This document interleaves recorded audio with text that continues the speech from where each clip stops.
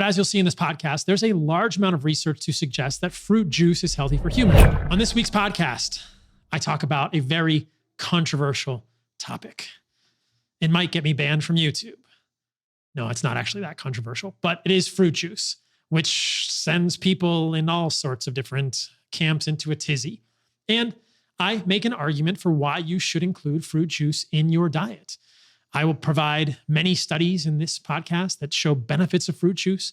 I will talk about whether you should worry about glucose spikes, whether you should worry about insulin, the benefits of eating glucose, the benefits of including carbohydrates in your diet, specifically carbohydrates from sugar-containing foods like honey and fruit, which have been widely vilified, but I think have a very indispensable, valuable place in the human diet and always have evolutionarily. So I hope this podcast is helpful for many of you.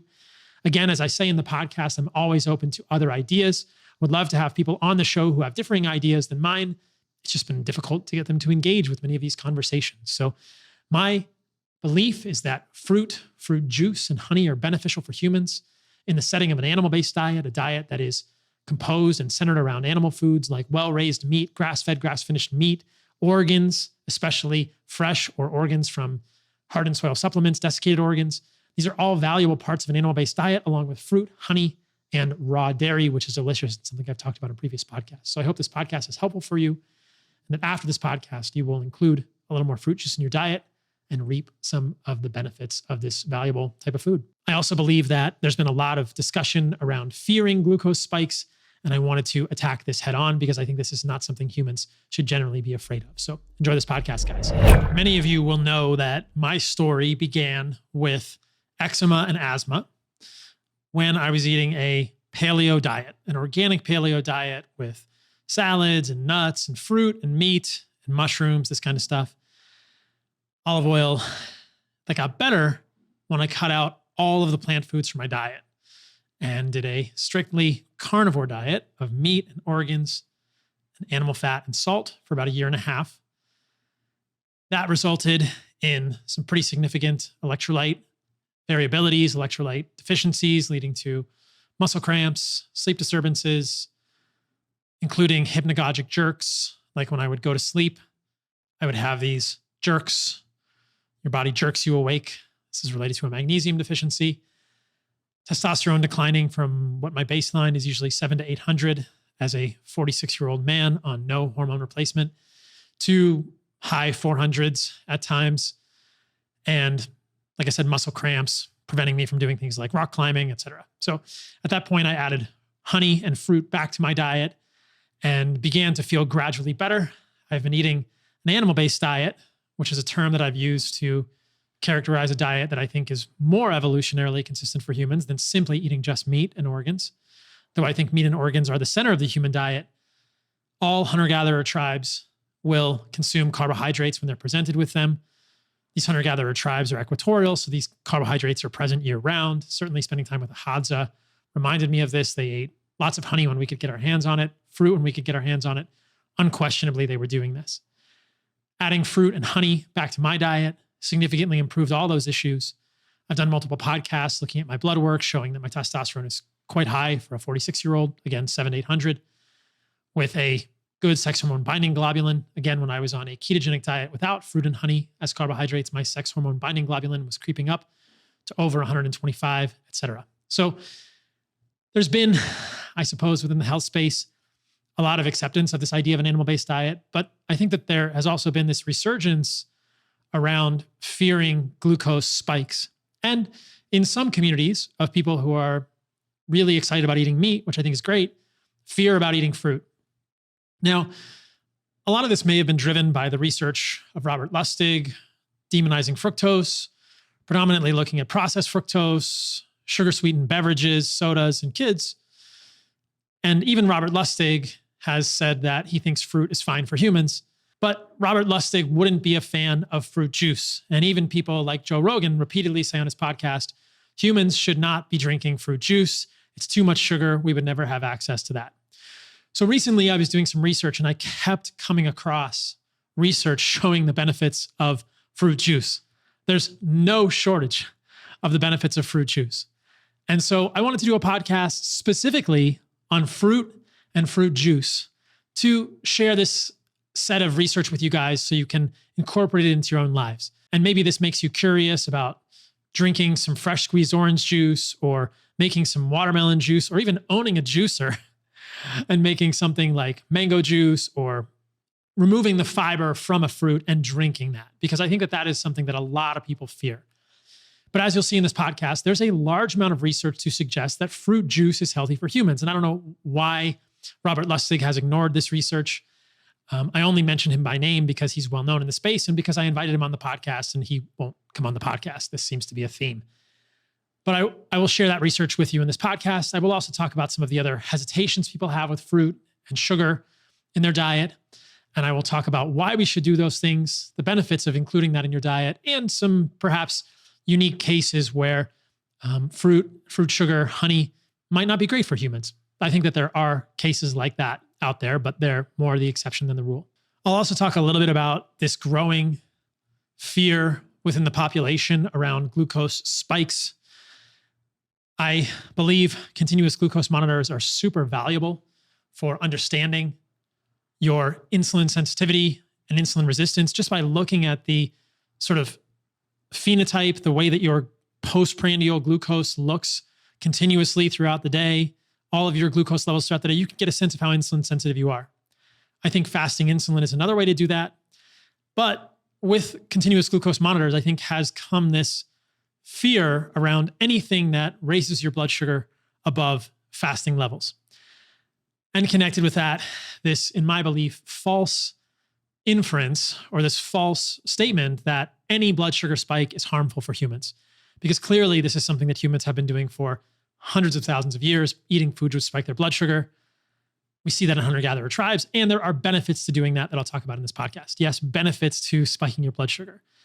I believe that improving the quality of your foods will improve your health, but I do not believe that anything that raises your blood sugar above baseline is bad for you. And so I fear that sort of thinking within the health community, and I think that it limits people in terms of what foods they're going to consume.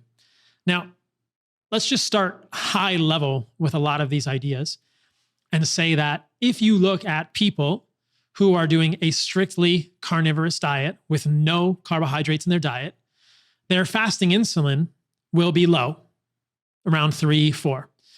If you add carbohydrates back to your diet, your fasting insulin will remain low. As I've shown multiple times on my blood work, my fasting insulin is around 3 to 4 micro IU per ml. Usually it's below 3 micro IU per ml. And I think for a healthy human, a fasting insulin should be less than 5 micro IU per ml. So if your doctor is not getting a fasting insulin on you, no matter what type of doctor you're going to see, your doctor has major blind spots. And if you heard the debate that I did with Dr. Allo, who I'm grateful for coming on the podcast, I think that a lot of his mainstream medical teaching, inculcation, had not equipped him to understand how to use fasting insulin and what true insulin resistance was in his patients, what prediabetes looks like, what insulin sensitivity really should be screened for in medicine. I think that's why a lot of blind spots happen with physicians and why a lot of people are continuing to have atherosclerosis, because we're not directing our efforts at the right metric. We're only looking at LDL. Go ahead and listen to the whole debate podcast if you want my full thoughts on that. If you are on a strictly ketogenic meat-based diet or a diet without carbohydrates, your fasting glucose will be higher, yes, higher than someone who includes carbohydrates. And this has been proven over and over and over. If you look at the continuous glucose monitor of someone who has 0 carbohydrates in their diet, either on a ketogenic diet with plant foods or a strictly carnivorous diet of only animal foods, the fasting blood sugar, the fasting blood glucose may be 95, 100, 105. I've seen 106 from all sorts of people that have shared their fasting blood sugars, their fasting blood glucose. And it's a flat line, but that flat line is around 100. When I included carbohydrates in my diet, my fasting blood sugar went from around low to mid 90s to oftentimes mid 70s to high 70s. So fasting blood sugar gets better when you include carbohydrates in your diet, generally speaking. In fact, I would say for most humans, it gets better. Even if you have underlying diabetes or prediabetes, your fasting glucose will improve when you include carbohydrates. Because if you don't include carbohydrates in your diet, you will develop a type of insulin resistance. Now, this isn't pathological insulin resistance. This is physiologic insulin resistance. This is well documented. And it's the body conserving that glucose for tissues that like the glucose exclusively or want more of that glucose. The brain, the testicles, the ovaries, the adrenal glands, the red blood cells, these type of tissues need the glucose, and so it's spared from the muscles. The muscles become insulin resistant. The liver becomes somewhat insulin resistant physiologically when you don't include carbohydrates in your diet, or if you limit your carbohydrates significantly. This is why many people on zero carb or very low carb diets get a blood sugar spike and maybe don't feel normal or great the first day that they include carbohydrates in their diet, because your body has to unpack all of that metabolic machinery. It has to move it out of a dusty attic storage like the Christmas decorations, dust it off, and start using it again. This happened to me when I included carbohydrates in my diet again, and it'll happen to many of you if you are transitioning from zero carb to including carbohydrates in your diet. But my belief is that most humans will do better long-term with carbohydrates in their diet. And as I've said before, I believe that including those carbohydrates as fruit and honey, contrary to what many in the health space would advise you, are the best, least toxic sources of carbohydrates, because those are the fruit, those are the honey. These are things without the defense chemicals that most of the vegetable components of plants that contain carbohydrates will contain. I've talked about this in detail many times in the past. Oatmeal, grains, these are less than ideal sources of carbohydrates for humans, in my strong belief. So again, I just wanted to give that sort of framework for all of us. And I'll get into some of the details now around fruit juice, benefits of fruit juice, and problems that occur when you don't have any carbohydrates in your diet. This supplement has been a miracle. Check out this review on histamine and immune from Heart and Soil. My son was suffering from a terrible skin condition, which the dermatologist diagnosed as eczema related, but neither the dermatologist nor the allergy specialist was able to fix it. Additionally, my son used to suffer with asthma and needed a daily medication. It had to be taken every night or else he'd start suffering with asthma. Now he can go weeks without it after taking a few capsules of histamine and immune from Heart and Soil supplements every day. Keep in mind, he's now 14 and started medication at age 6. This has been a miracle for my son. Thank you to Dr. Saladino and the folks at Heart and Soil Supplements. Organs are powerful, guys. Histamine and immune contains a lot of organs that are difficult to get other places. This supplement contains thymus, lung, kidney, spleen, and liver. All of those are involved in the immune response in some way, and the combination of them provides unique nutrients and peptides that have been helpful for so many people with immunologic issues, respiratory issues, histamine issues. So if you or someone you know has any of these conditions, check out Histamine and Immune from Heart and Soil Supplements. All of our supplements are from grass-fed, grass-finished cattle in New Zealand, the finest organs on the planet, regeneratively raised, always packaged in glass because plastic is bullshit. We don't need more plastic in our oceans. We don't need more microplastics in our food supply. You can find us at heartandsoil.co. That's .co. Our mission is to help you reclaim your birthright to radical, optimal health. So let's actually start with why you would want to have carbohydrates. I think that my example gives you some idea of why you want to have carbohydrates in your diet. And that is hormonal health. People generally, almost always, see their hormones get better. They feel more vital. They have better libido when they include carbohydrates in their diet. Now, sleep also gets better significantly for most people with carbohydrates in their diet. On strictly carnivorous diets, sleep disturbance is very, very common, as are muscle cramps. Let's talk about the muscle cramps for a moment. Insulin is a peptide hormone released from the beta cells of your pancreas. Insulin gets demonized like crazy, but in fact, insulin is an important, vital hormone for healthy human life. And what we know, what I learned, and I've spoken about this many times in the past, is that when you eat carbohydrates of any type, but I would prefer honey and fruit, as I've said, your insulin goes up and your blood sugar will go up. Now, that's a good thing for so many reasons. That insulin signaling is anti-catabolic. It's not anabolic, but it's anti-catabolic, which means it preserves the muscle tissue of your body. It will improve your antioxidant status. There are links between insulin signaling and glutathione, which is the body's master antioxidant. And at the level of the kidneys, that insulin signaling is essential, I would say indispensable, for preservation, that is resorption of electrolytes. Sodium, potassium, chloride, calcium, magnesium. That insulin signaling at the level of the kidneys is essential for that. I think that there are thousands of pounds of electrolyte supplements sold, perhaps unnecessarily, to people who are too low carb and they are losing their electrolytes because they don't have enough insulin signaling at the level of their kidney. Because they don't have enough insulin signaling at the level of their kidneys. Now, this happened to me. This has happened to so many people. So perhaps this is you. So there's really no argument that this insulin signaling is beneficial for humans. On the other side of the coin, those in the low carb space, who I respect, will sometimes argue that most insulin resistance is insulin induced, meaning that hyperinsulinemia, eating more carbohydrates, spikes your insulin, and this leads to insulin resistance. This is just false. There's no good evidence for this in free-living humans. In order to create this in a human, you need to put a special clamp on them, a euinsulinemic hyperglycemic clamp. You need to do crazy things to humans. You need to pump them full of exogenous processed sugars via their veins to get this to happen. I suppose you could recreate a situation in which your insulin is consistently high by eating Cheetos 24 hours a day. You could never sleep, or mainlining sugar all day and most of the night. Because if you're sleeping and you're not eating, your body's not going to have that sugar coming in, and your body will go back to some level of normalcy from just pure sugar. I've spoken about the rice diet in the past, but this is an example of a diet used by Walter Kempner in the 40s and 50s, I believe, to cure diabetics. And these people were morbidly obese, hundreds of pounds overweight, and he fed them white rice and pure cane sugar. And they lost weight, and they become insulin sensitive. And then after liberalization of the diet, they remain healthy and their diabetes does not return. In fact, this is such a striking study that I'll show the study on YouTube so you guys can see it. Here's one of the studies published by Walter Kempner, the effect of a rice diet on diabetes mellitus associated with vascular disease.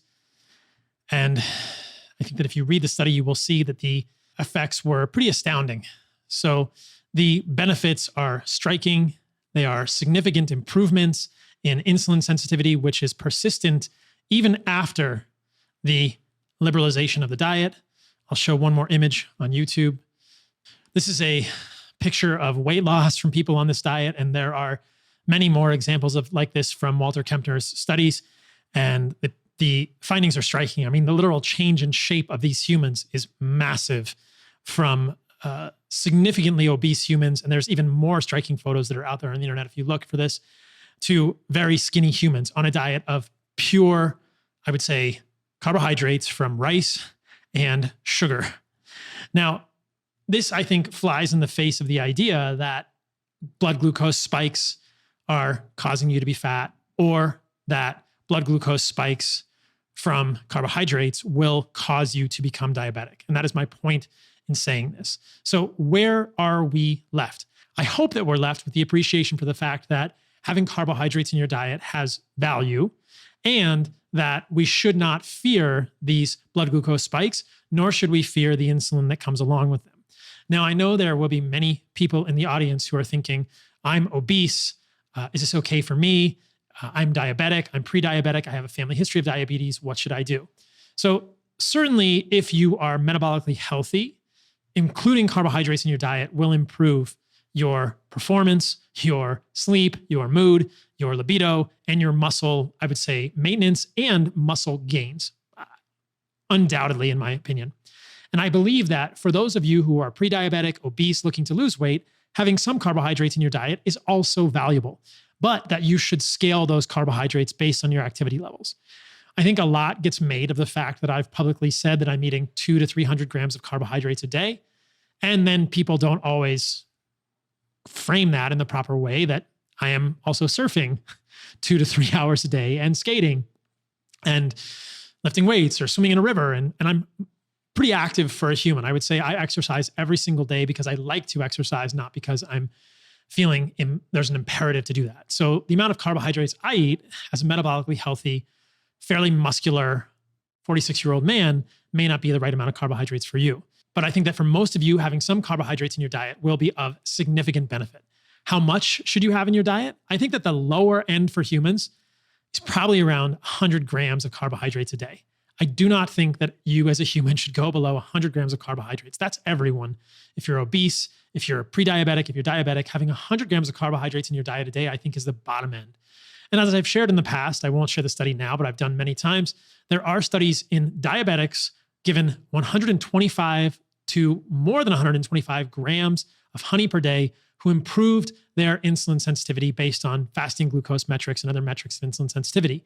So again, there are healthy ways to eat carbohydrates. And I think that another point that I want to make in this podcast is that we must not conflate research done on pure fructose, on processed sugars, especially high fructose corn syrup, with whole food sources of carbohydrates like fruit or like honey. I've spoken about honey multiple times in the past, so I won't talk about honey as much in this podcast, but I will talk about fruit and the fruit juice studies, which I think you'll find quite interesting. Now, the last piece of this before I get into the fruit juice studies will be this question around food addiction. I know there are some people out there who feel like they have difficulty maintaining discipline on a diet, and that when they eat foods with sugar, even fruit or fruit juice, their blood sugar spikes and they lose control. Now, in these situations, I think there's an argument to be made for limiting carbohydrates, but I think that this is the minority of people out there. And I think there's probably something else going on that is causing people to feel that way, that may need correction. There's a good example that I'm reminded of here, which is that when I was in Los Angeles, I did a podcast with Mari Llewellyn, and she doesn't have food addiction, but she doesn't have good GI reactions to fruit. And my sense was that she had dysbiosis, sometimes known as SIBO, small intestinal bacterial overgrowth, which is really a misnomer. And in fact, when she did get tested, she did end up having SIBO dysbiosis. And so for those of you who don't react well to honey or fruit or are sensitive to FODMAPs, quote unquote, FOD, MAPS, that is a gut issue primarily. That is not an issue with fruit and honey. That is a gut issue that needs to get resolved, in my belief. And I've come to believe that the best way to resolve that gut issue is with something like raw dairy. I've done another recent podcast on raw dairy. And a reason that I think it's so essentially criminal that raw dairy is illegal in many states or not easily obtained in many states. Recently talking to a friend in Australia, New South Wales, and she was telling me that raw milk is illegal there. I've spoken to people in Canada. Raw milk is illegal in Canada. That's a subject for a different podcast, but I think it's criminal that a healing food for humans that has so much biological integrity, so much biological value is illegal in parts of the world. I think that talks to broader issues about where we are as humans. But I want to reemphasize the point so that many of you understand this. I believe that if you have reactions to fruit and honey, fix your gut. And I think the simplest way to think about that is fix your gut by including raw dairy. If you're lactose intolerant, start slowly, use a fermented raw dairy like a kefir, and your body will almost invariably begin to metabolize the lactose on its own. That's been my experience. That's been the experience of so many people that I've worked with and talked to, that over time, your body can regain the ability to metabolize lactose. So there is some degree of lactose intolerance that can happen. And that gets better over time because raw milk, I learned this from Mark McAfee when I was at Raw Farm in Fresno. You can listen to that podcast if you want. Contains the bacteria necessary to give your body the information to produce this lactase, or that can produce the lactase themselves, and you can become lactose tolerant again. I certainly have no problems with raw milk now. And in the past with pasteurized milk, and even with some amounts of raw milk, I would have lactose intolerance. So it's possible to get back there if you would like to. And I think that raw dairy is an incredibly healing food for humans and an incredibly safe food the majority of the time, especially if you know the sources that you're getting it from. So that's a key caveat there as well.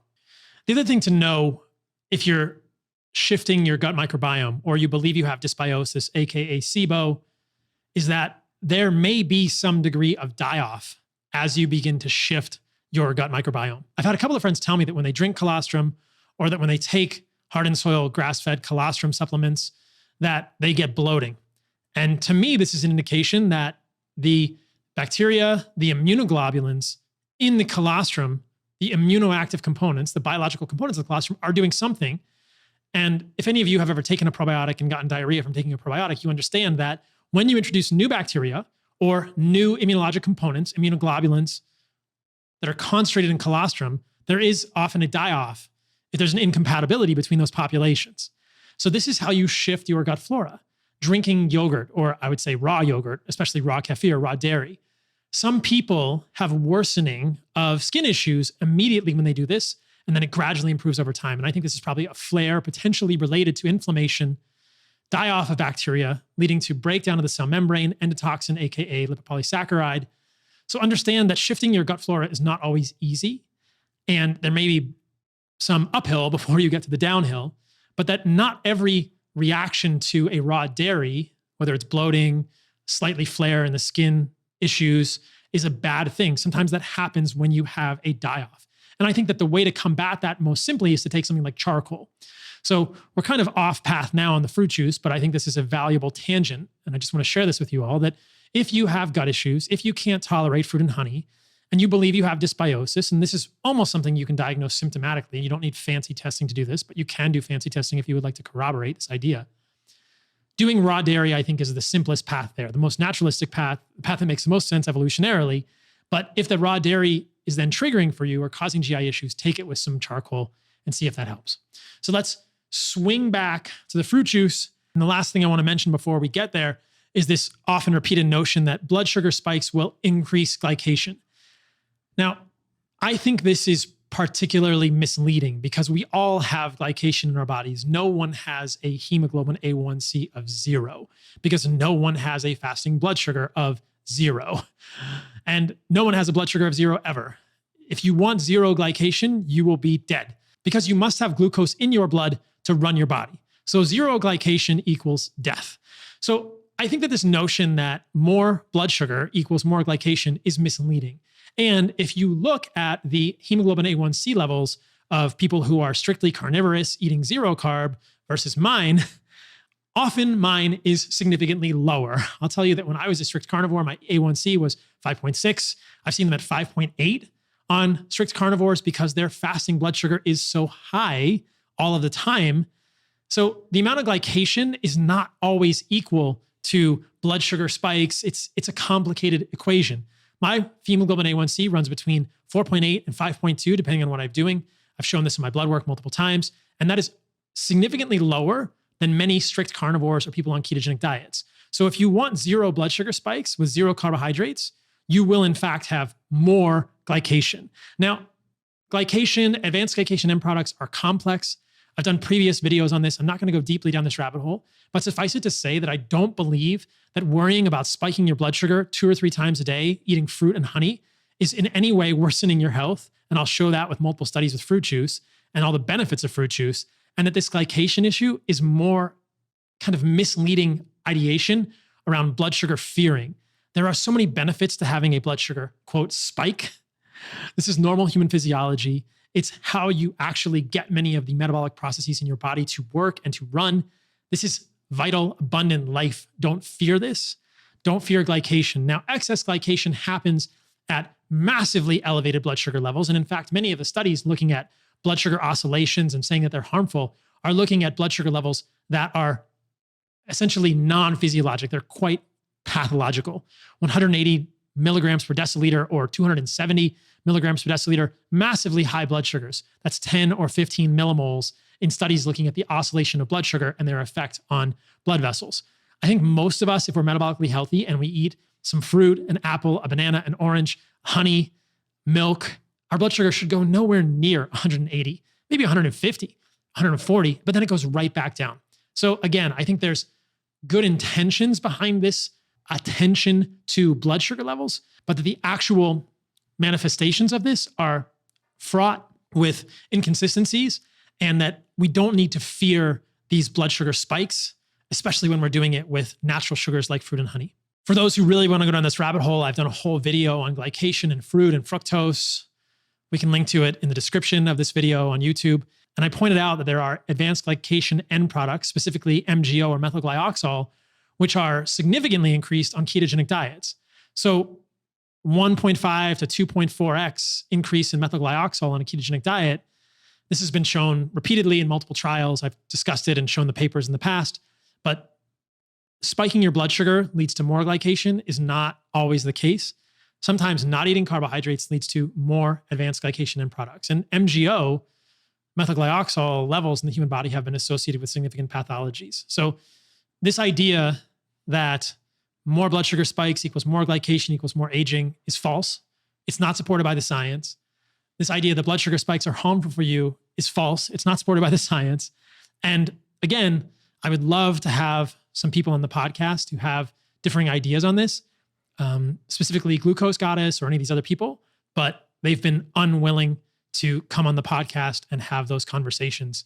So I don't know what to do other than to respectfully mention their name on the podcast and continue reaching out to them. But this is the problem that I'm having at this point, guys, is that very few people who have different ideas than me are willing to come on the podcast and discuss those ideas. I think that I suppose I'll just enumerate those people so you guys know who I'm talking about now. I'm doing this respectfully, but I think that it needs to be said. So people like Rhonda Patrick have never been willing to come on the podcast. Peter Attia has never been willing to come on the podcast.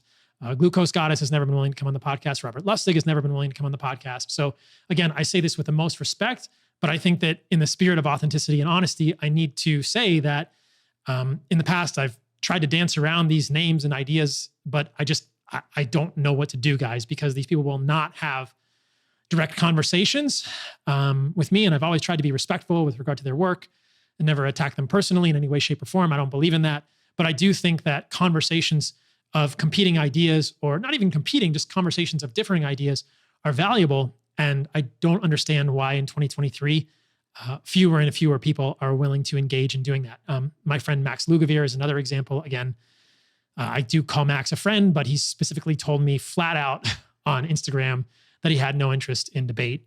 So I don't know what to do. I'm doing the best I can to advance these ideas, but if people won't discuss differences in ideas, then it runs into a little bit of a roadblock. So I'll just mention that so you guys understand what's going on.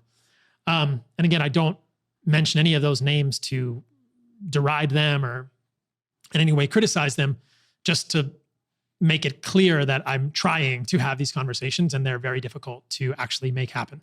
So now that I've gotten all of that off of my chest, let's go into some of this research on fruit juice and why you should be drinking watermelon juice right at this moment. Let's go.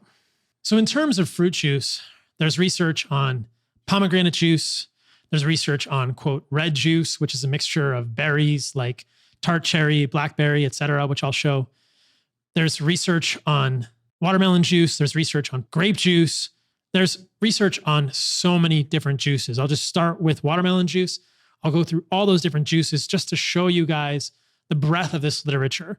Going into all of this would be onerous, but there's a lot of it. In fact, what would be very helpful for me is if anyone out there is aware of any study that shows harm from fruit, please put it in the comments in YouTube. I've not seen any studies other than one. There was one study I saw that showed harms of fruit in terms of NAFLD, non-alcoholic fatty liver disease, in people with fatty liver. It was an Iranian study. I've talked about it in the past. And when you actually look at that study and how it was done, they're not very clear about what they were giving the patients. They say fruit and fruit products. They say canned fruit. So my concern with that study is they weren't just giving people fresh fruit. So I will qualify that statement one more time. If anyone out there is familiar with any study that shows harms from fruit juice or unprocessed pure fruit, please put it in the comments on YouTube, because I've never seen a study like that. Not once. What I have seen are multiple studies like this one. Let's start with the watermelon juice studies. The title of this study is Supplemental Watermelon Juice Attenuates Acute Hyperglycemia-Induced Macro and Microvascular Dysfunction in Healthy Adults. So basically, what that title means is that if you give people watermelon juice for 2 weeks, right, it improves vascular endothelial function. And with that watermelon juice, they're actually giving people an oral glucose tolerance test. So they're giving people watermelon juice. In this study, it was 6 men, 11 women, 2 weeks of daily watermelon juice, 500 mLs of watermelon juice, or a controlled drink, followed by an oral glucose tolerance test. And what they found in the conclusions was that 2 weeks of daily watermelon juice improved flow-mediated dilatation, which is a fancy word for the way an artery contracts after it has been constricted with a blood pressure cuff, essentially. And that is a measure of endothelial function. The inside of your blood vessels is the endothelium. So the blood vessel vascular function is often measured with flow-mediated dilatation. So watermelon juice improved that. And it improves some aspects of microvascular function, which is the smaller blood vessels. This is called the NIRSVOT, which is a sort of esoteric test, but just suffice it to say that even small blood vessels and medium-sized blood vessels improved in their function during experimentally induced acute hyperglycemia in healthy adults. They experimentally induced acute hyperglycemia with an oral glucose tolerance test. So they're giving people watermelon juice plus basically a drink of soda. They call it glucola, and it's essentially soda. It's a big bolus of pure glucose, not a whole food. So you get hyperglycemia from glucola drinks, which causes impairments in vascular endothelial function, impairments in flow-mediated dilatation, but giving people watermelon juice improved that. So this simple single study highlights the difference between a glucose drink like a soda and a whole food form of sugar like watermelon juice. And I fear that in the research that has been discussed by many in the space, these two things get conflated. They are not the same. I've seen friends of mine in the keto community write tweets saying that honey is the same as sugar. Honey is the same as Coca-Cola. I think that's false, and I think the research bears that out. Another study with watermelon juice, the effect of watermelon juice supplementation on heart rate variability and metabolic response to an oral glucose challenge. This one is, again, randomized, double-blind, placebo-controlled crossover trial.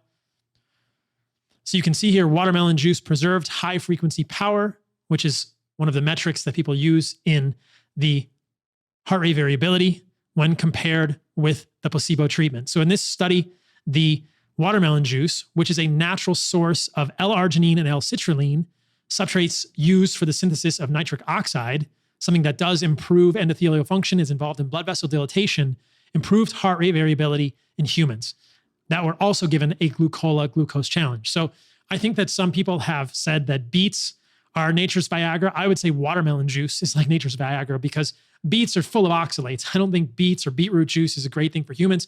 You might get some nitric oxide precursors, but you're also going to get a ton of oxalates, which I've spoken about in the past. Not great for humans. Why not just drink watermelon juice? Way more delicious, very few oxalates, and beneficial. So one more study on watermelon juice. The title is Watermelon Juice, a Novel Functional Food to Increase Circulating Lycopene in Older Women. And this lycopene levels have been associated with all sorts of beneficial things in humans.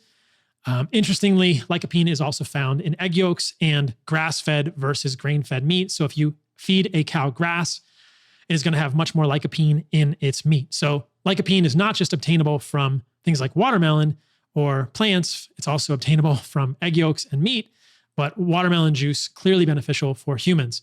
You guys may have seen me do some Instagram reels or something with watermelon juice, so I wanted to show those specifically. Now, orange juice has a ton of research, much of which I've spoken about in the past. The effects of red orange juice intake on endothelial function and inflammatory markers in adult subjects with increased cardiovascular risk. The conclusions here are clear.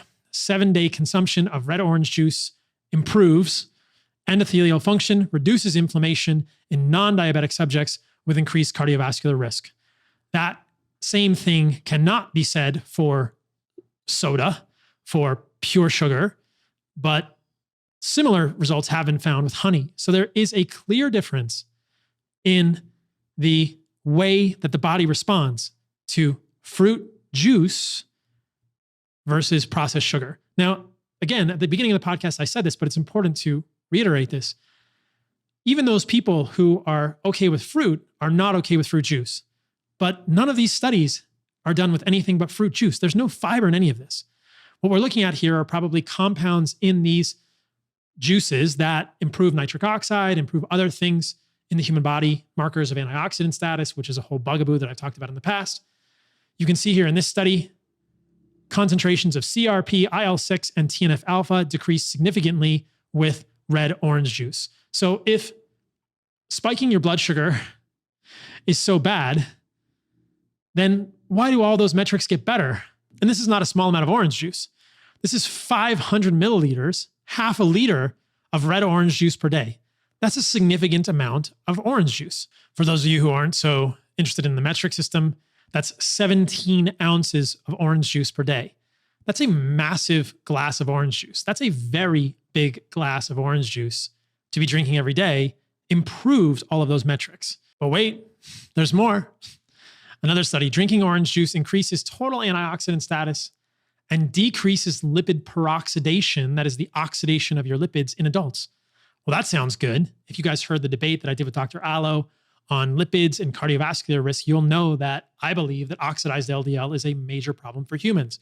I think most LDL gets oxidized in the subendothelial intimal space, and decreasing the amount of oxidized LDL, the propensity of lipids to oxidize, which is essentially lipid peroxidation, is a very good thing to do in humans. So orange juice improves endothelial function, improves lipid peroxidation, improves inflammatory markers, improves antioxidant status. However, the total plasma antioxidant capacity was significantly increased with a P of less than 0.05. Lipid peroxidation significantly decreased. P is less than 0.05 after orange juice consumption. The authors go on to say drinking orange juice may protect the cardiovascular system by increasing total plasma antioxidant status and lowering lipid peroxidation, independent of other cardiovascular risk markers evaluated by the study. So again, if spiking your blood sugar is so bad, if fruit juice is so bad, then why does it do these beneficial things for humans? Yet another study, 2003, American Journal of Clinical Nutrition, the effect of orange juice intake on vitamin C concentrations and biomarkers of antioxidant status in humans. The results are essentially the same. Drinking 500 mLs of orange juice per day, 17 ounces, increases the plasma concentrations of vitamin C, no surprise there, decreases concentrations of a prostaglandin known as 8-epi-PGF2 alpha in humans. These effects were significantly more pronounced in smokers. So if you're a smoker, drink orange juice. Even among smokers, because their baseline vitamin C is lower and their prostaglandins are higher, they're going to have significant reductions in these. But it happened in both healthy and smoking subjects. So again, 8-epi-prostaglandin F2 alpha is an inflammatory marker and significantly reduced with orange juice. So orange juice is perhaps the thing that gets the most hate online when I show it, but I juice my oranges fresh every day. I probably drink something like 16 ounces of orange juice per day. I will drink watermelon juice per day in addition to that, and I will eat fruit. Right now in Costa Rica, the fruit in season is rambutan, also known as mamonchino, or mangosteen is another fruit that I'll eat. We have papaya, we have pineapple here year round, bananas. I've spoken about my diet specifically on other platforms, so I won't go into it in a lot of detail here, but I think that there are so many benefits. Again, orange juice is there. Let's talk about some other stuff.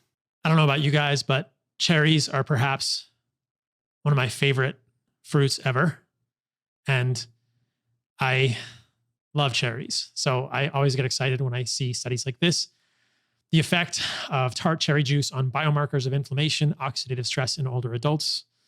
This is 12 weeks consumption of tart cherry juice, lowered the systolic blood pressure of adults. It also lowered LDL, which you guys know I think is not the best predictor of cardiovascular risk, but regardless, it did that.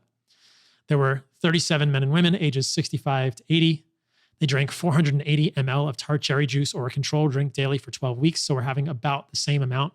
480 mLs is about 16 ounces versus 17 ounces at 500 mLs. They say present study suggests the ability of tart cherry juice to reduce systolic blood pressure and LDL, in part maybe due to its antioxidant and anti-inflammatory properties. The metrics they look at are increased levels of DNA repair activity, which they measure by something called 8-oxoguanine glycase, and a lowered CRP compared to the control group. So there's tons of studies like this. Tart cherry juice in athletes. There's a literature review and commentary here. Timing and dosage vary widely. Most studies use 8 to 12 ounces, concentrate twice a day, 5-day loading phase before the event, 2 to 3 days after to promote recovery. Tart cherry juice lessens pain, accelerates strength recovery and exercise, decreases blood markers of inflammation, oxidative stress. These improvements occur in both strength and endurance exercise athletes. So again, you guys will hear me ask this multiple times in this podcast. How can spiking your blood sugar be bad all of the time when there are so many benefits to all of these fruit juices with no fiber? Let's talk about grape juice. Grape juice has some very striking benefits. Concord grape juice supplementation improves memory function in older adults with mild cognitive impairment. So now we're out of the realm of inflammation, endothelial function, DNA damage, and inflammatory markers and into the realm of memory and cognitive function.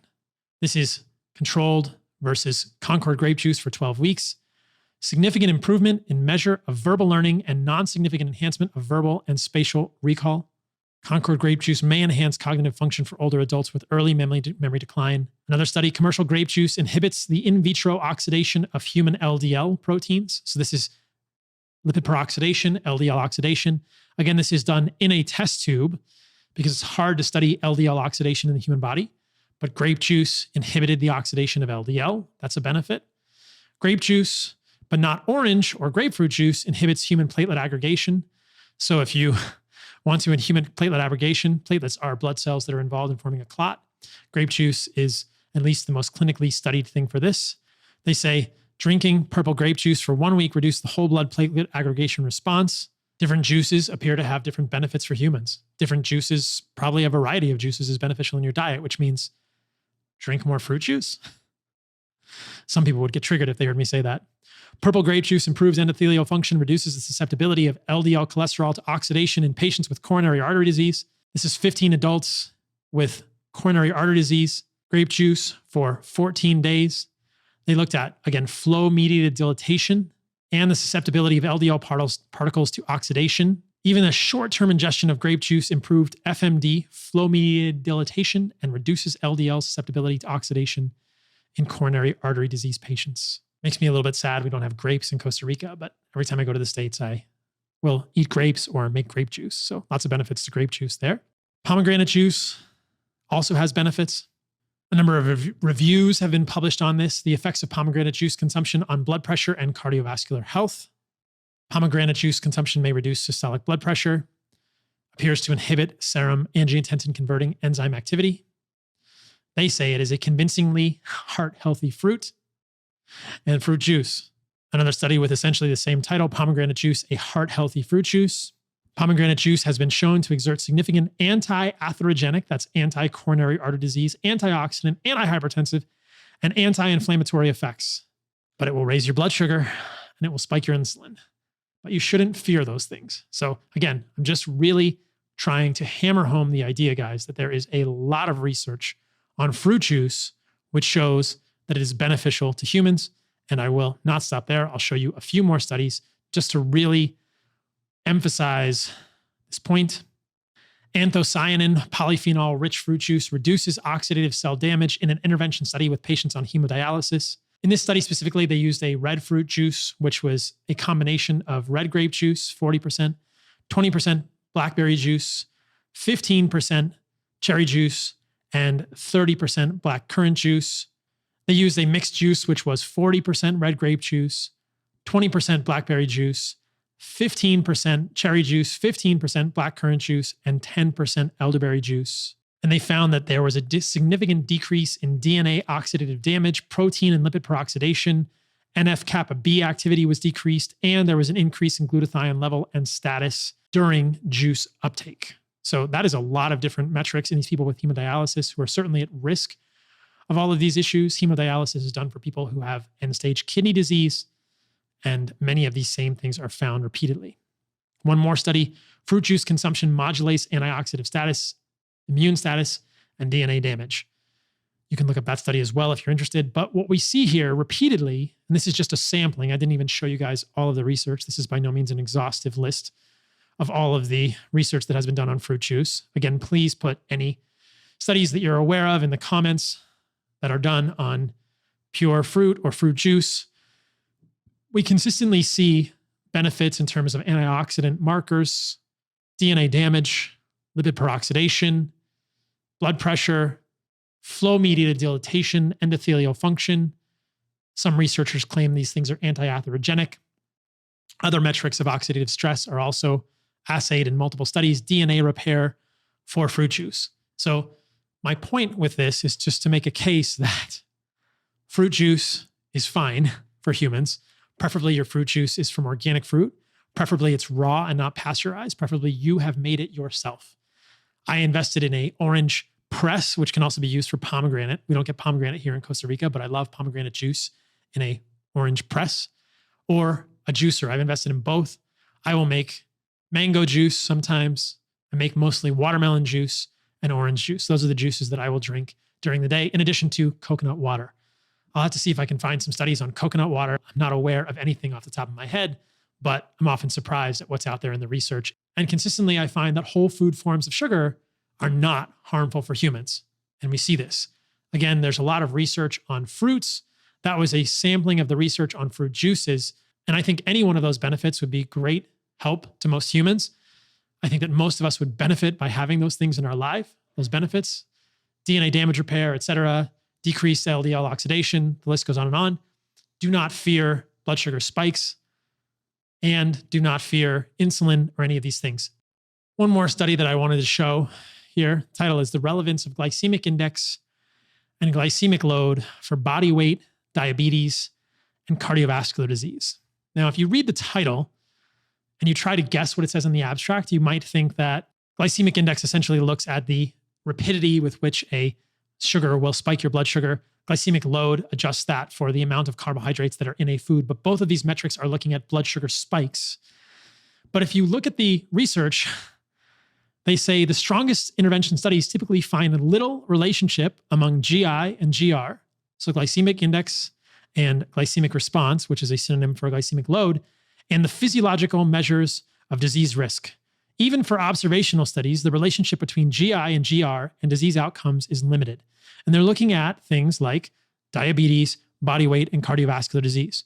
So I have never seen studies which contradict this review, but the overall perspective here is that there really is no solid evidence in humans that the glycemic index or the glycemic load, glycemic response of your foods affects body weight, affects diabetes, or affects cardiovascular disease. The quality of your foods may affect those things if they are highly processed, containing emulsifiers, dyes, seed oils, etc.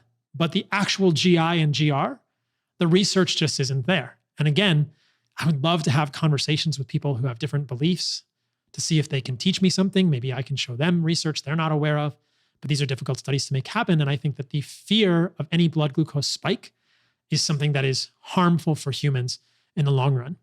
Now, I'm keenly aware that when I say that, people may point fingers at me and accuse me of fear-mongering as well around vegetables, something that I want to be very savvy to. People may look at me and say, you're saying these people are sowing seeds of doubt and fear around glucose spikes, but you, Paul Saladino, are sowing seeds of fear around vegetables. For those of you who have seen my work on other social media platforms, you'll know that I generally believe that if you are thriving, why would you change anything about your diet? And my overarching philosophy is that in a lot of people who have illness, whether it's GI issues, gastrointestinal issues, autoimmune issues, sleep issues, eliminating or reducing a lot of vegetables can be helpful. But if you're thriving, keep doing what you're doing. In fact, just the other day, we posted a reel on Instagram saying, I don't really have a problem with you eating vegetables if you're doing good, if you don't have joint pain, if your body is where you want it to be, if your mood is good, if you sleep well, if you have good muscle recovery, if your joints don't ache, I guess vegetables aren't really that problematic for you. And including some of them in your diet is probably fine. I don't believe vegetables are deathly for all people. I do believe that vegetables contain more defense chemicals than fruits and honey, that they are inferior sources of carbohydrates, and that many people with chronic health issues that have been unsolved find significant benefit from removing them or reducing them in their diet. That's always been my position, but I think that over time, I hope I've gotten better at communicating it more clearly. So hopefully that helps put some framework around all of this. And I think that people who have different ideas around ketogenic diets or fruit or honey or blood sugar spikes may also be framing their ideas in a similar way based on individual metrics and individual mileage, quote unquote. But I do think that conversations among people who have differing ideas would be very valuable, and I wish it happened more often. The last thing I'll mention as I wrap up this podcast is that when I talk about eating fruit juice, people always want to talk about non-alcoholic fatty liver disease, which I think is reasonable. But like so many of the other ideas that I've tried to present in this podcast, I think the research around this does not support the idea that fruit or fruit juice worsens non-alcoholic fatty liver disease in humans in any way, shape, or form. And I think that a lot of the research around this conflates research on fructose and high fructose corn syrup with research on whole food sources of sugar like fruit and honey. And a lot of the research with fructose and high fructose corn syrup and NAFLD is also potentially confounded by hypercaloric interventions. So here's a study saying fructose, high fructose corn syrup, sucrose, and NAFLD, non-alcoholic fatty liver disease. The researchers conclude, on the basis of indirect comparisons across study findings, the apparent associations between indices of liver health and fructose or sucrose intake appear to be confounded by excess energy intake. Overall, the available evidence is not sufficiently robust to draw conclusions regarding the effects of fructose, high fructose corn syrup, or sucrose consumption on NAFLD. Again, I'm not advocating that anyone consume pure fructose, pure sucrose, and ever consume high fructose corn syrup. But even within that literature, we must be honest and say that there are many researchers who believe that findings like this are confounded by hypercaloric models in humans and in animals. If you look at animal models, there's a lot of evidence that NAFLD studies are confounded by seed oils and other junk in the feeds. And let's circle back to Walter Kempner's studies with the rice diet. The people in those studies improved their diabetes, improved their insulin sensitivity, improved their weight. Those are findings that cannot coexist in human physiology with worsening of non-alcoholic fatty liver disease. So there's more going on with non-alcoholic fatty liver disease than simply fruit and fruit juice worsen NAFLD. And I would love to have somebody on the podcast who disagrees with me and we can get into the research on that. But I think that when I look at the research for fruit and fruit juice, there's nothing compelling. There's nothing even remotely suggestive of fruit and fruit juice worsening NAFLD. In fact, I just showed you in excess of 10 studies showing improvements in all sorts of physiologic metrics. And I don't believe that all of those metrics get better while something like non-alcoholic fatty liver disease gets worse. What do I think is causing non-alcoholic fatty liver disease? It's probably a combination of a choline deficiency related to inadequate consumption of choline-rich foods like meat, eggs, and liver, and too many seed oils in the human diet. So with that, I'll go ahead and wrap this one up. I hope it's helpful for you guys. I hope you go drink a glass of grape juice or watermelon juice or orange juice or pomegranate juice, and that you report back on how that makes you feel. And as always, I'm continuing to learn. I think that one of the things that's interesting about doing this podcast is I'm not just interested in teaching you about the science. I'm also interested in trying to challenge you to think for yourself. Don't accept what I'm saying as canon. Question what I'm saying. Do your own research. Connect the dots. Do your own thinking about these things. I think that's the part that's magical for me, the creative part. The thinking about dots that haven't been connected yet. That's what I really like. I think that's why a lot of the things I talk about are so controversial, because they may go against the mainstream. And I'm not always right, but I hope that some of my ideas are perhaps helpful for some of you. And even if those dots have not been linked, or even if these ideas run counter to the mainstream, I know that many of you are benefiting, and that makes me proud of the work I'm doing. And I hope that in time, enough research will be done to either support or disprove it. But in the short term, we will keep thinking for ourselves and being curious and trying to connect the dots and not necessarily believing what the mainstream tells us without questioning it.